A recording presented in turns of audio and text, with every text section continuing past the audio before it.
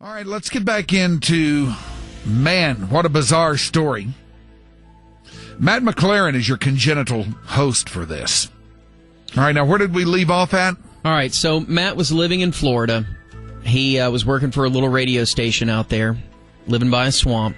He woke up one night and was essentially frozen, levitating above his bed, and there were 4 what he describes as alien figures surrounding him. They took him away into some sort of examining room.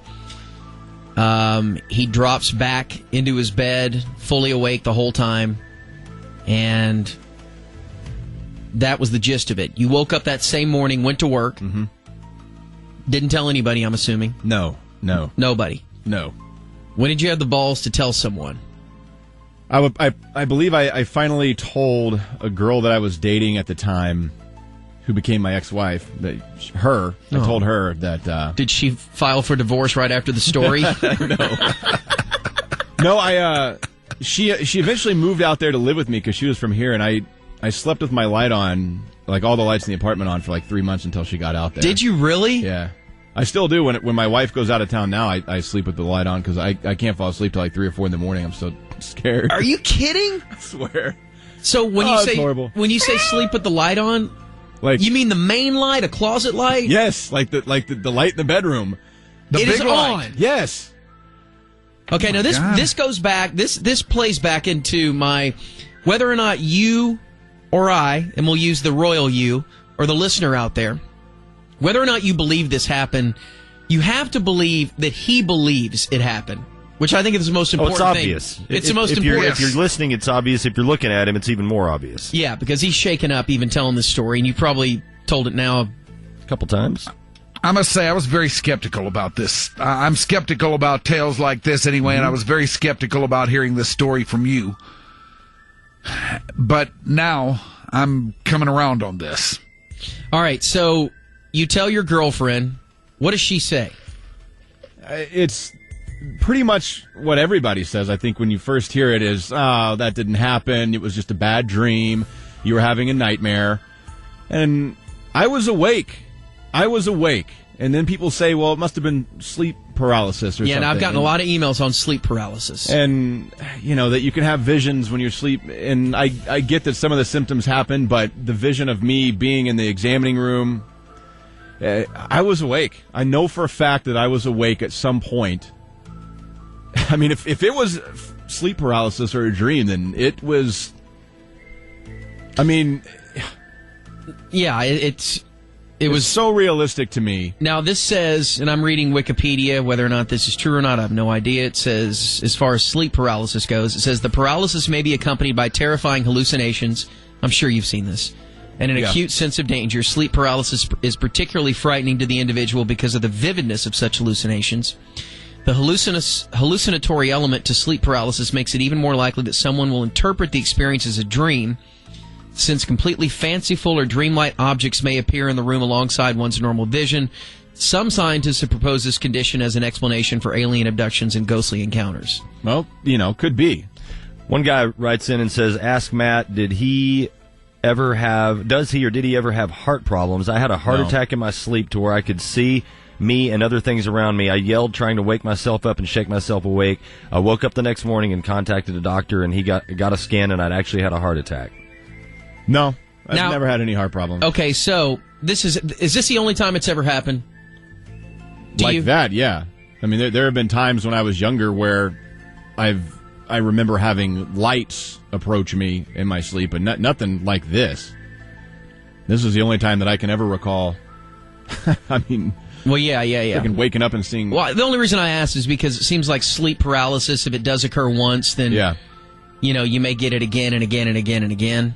No, and to me, the reality of it being, whereas, like I said, I mean, now my wife just went to New York a couple of weeks ago for 3 days, and every night I could not, until I was completely exhausted at 4 a.m., I could not fall asleep.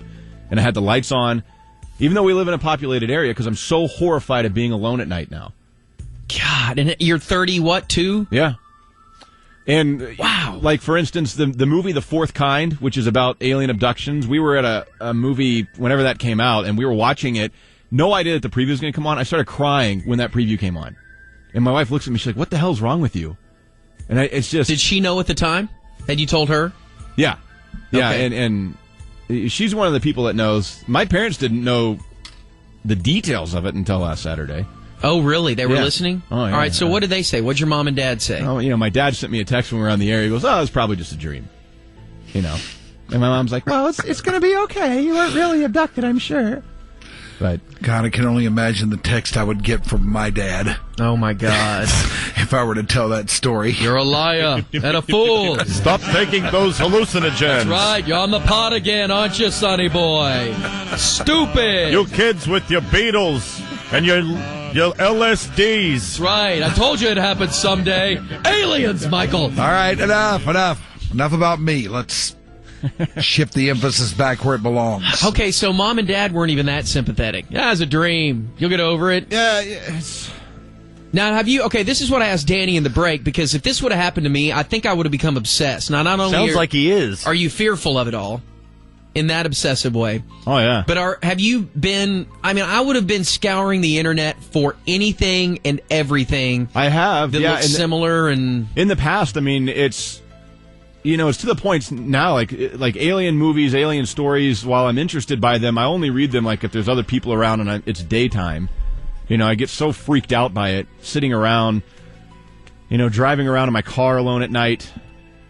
It's beyond ridiculous. And I've talked to people about maybe doing hypnosis, but I'm so afraid that what if they tell me that it wasn't sleep paralysis? Right. I don't want to find out that it was true. I kind of want to know, well, I believe that this happened, but maybe it didn't. Believing that is better than going around knowing that you were abducted. God, I thought the You wouldn't worst... want to know that it happened? No, because what if they come again? That's my whole fear of everything is that they're going to come back at some point. I think I'd kind of want to know. I don't know, man. If you go through something like that and you truly believe it, you want to know that that's true and that they know, obviously, who you are and where you are and all that. Okay, I always thought that the worst side effect of this would be what people thought, calling you a lunatic and all that. But clearly the worst part about it is... Not being able to sleep until 4 a.m. People, you're crazy, so what? I never really cared about what people think. It's Now, have you ever gone into any sort of support group or gone on the internet to find out? No, because I think the reason why stories like this get so out of whack and have the opinion of people saying you're crazy and stuff is because I think a lot of the people make it up to get attention and bring it up as something so far-fetched of getting probed and cut open and, getting sperm taken out of them for alien babies. That stuff is so ridiculous to me that Right. I don't really want to be around those other people. I'd like to see their extraction process. I think I have a simple story that this is what happened to me. And if you believe it, then or I'm crazy, who the hell knows? All right. Have you ever... You've mentioned going and doing or getting hypnosis treatment. Have you ever seen anybody? Have you ever talked to psychiatrists or psychologists about it? No, I've never really talked about this with anybody other than my wife and a couple of my best friends. And Dallas. I've never, and people will say... In Dallas. Yeah, now in Dallas. Dallas. But beforehand, it's my fault. We were doing an April Fool's thing because the people in Florida played a huge prank on me because I eventually had told them how scared I was every morning to be at the station by myself. Oh, no. And they played this massive freaking April Fool's prank on me, and Newberry and I brought it up, and I was like, yeah, I believe I was abducted by aliens. She's like, what? You have to, so then I was like, oh, crap. What did they do? What was the prank? It's very elaborate. I had a car that had the paint fading on it, and the guy that I told at the station knew that I was so curious about everything that all I had to do was drop a hint. So he, one day on April Fool's, comes in and is like, hey, did you see that thing on Yahoo about people with paint fading on their car and alien abductions and stuff? Oh, God. And I was like, no. So I go on Google, and I find a Yahoo page of like 20 people have commented on it. Did they set it up? Well, yeah, and it ended up being where they had all these comments, I was abducted, and now the paint on my car is fading, and I'm freaking out all day long about, my God, there's something in me, I'm radiating something because the paint on my car is fading. And they're like, no, you're stupid. And I'm like, no, it's on the internet, and there's like 2 pages. There's a link to that, and then he goes, well, look at this, here's a link where you can take a test from the psychiatrist to see if it's true. So I click on that, 100-question test. Oh my God. I go through this test. Oh my God. And I fill out all the answers. And I click enter. This is elaborate. Yes. Awesome. And at the end, this thing pops up and it goes, F you, Matt. You haven't been abducted. April Fool's Day. God. Awesome. Wow. The IT guy spent 3 days building those web fake pages. Yahoo pages. Fake comments. Got some of his friends to log in and leave these fake comments, and they knew that I'd follow the trail. That is incredible. Insane prank, man. That's the most elaborate prank ever. It's no alarm gate, but it's pretty good. Or it's no someday, Danny, you'll understand. So that got me good. Touche. And so that was a prank, and then out of that, I didn't want to tell the story, and people kept asking me about it, and I was like, fine, I'll tell it.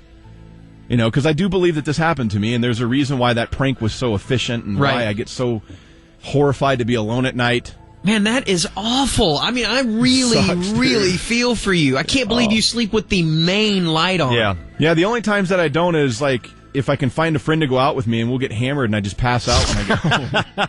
What about, okay, so when it's just you and your wife or whatever, do you have to sleep with like a closet? Because my 5-year-old sleeps with a closet light on. Are you okay when you're with someone? She's there. I'm okay when there's people there because I feel like that's my security. Like, I feel like if there's people around, they're not going to come and, you know, they don't want a lot of people to interact with them. So I feel like I'm okay then. God, no wonder you were in a rush to get married to a 19-year-old. Exactly. You just needed a warm body. The real truth comes out. And somebody he's going to outlive, or that's going to outlive him. Exactly. He cannot have somebody die on I him. set it up perfectly. Wow. Dude, I amazing. feel for you, brother. I know. Whatever it is, if it is sleep paralysis or whatever, it's a mind F. You're damn right it is, to the point where it affects you on a daily basis, and we're talking 6 years ago. Yeah. To a grown man. I think about it every day. Every day. Every night, you know, even with my wife being at home and I walk out into the living room to turn off lights and stuff, I think about it.